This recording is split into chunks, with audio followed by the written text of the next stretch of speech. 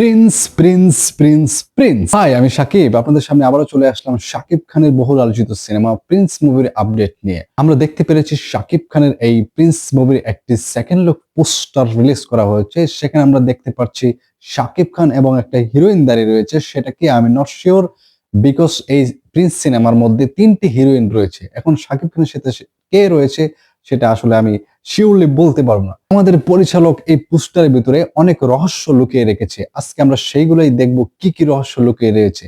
So আমরা প্রথমে দেখতে পাচ্ছি শাকিব খানের এই প্রিন্স মুভির পোস্টারে পিছন দিকে বা সাইড দিকে একটি বর্ডার দেখা যাচ্ছে কাঁটাতারের। হয়তোবা শাকিব খান এমন একটা কাজ করেছে, সেটা করার পর শাকিব খান সেই দেশ ত্যাগ করে অন্য দেশে চলে যাবে এবং শেষবারের মতো হিরোইনের সাথে দেখা করতে এখানে এসেছে। এরকমটাও হতে পারে। এবং শাকিব খানের পাশে যে একটা গাড়ি রয়েছে সেটা দেখেই বোঝা যাচ্ছে এই সিনেমাটি হবে 19 দশকের, বিকজ এরকম গাড়ি ওই সময় ইউজ করা হতো।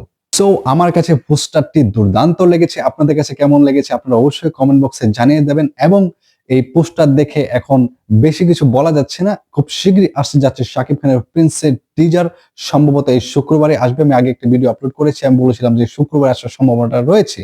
এখন আমরা জানতে পেরেছি যে শুক্রবারে আসবে, যদি কোনো সমস্যা না হয় তাহলে 100% শিওর রয়েছে শুক্রবারেই শাকিব খানের প্রিন্স মুভির ট্রেইলার আসবে।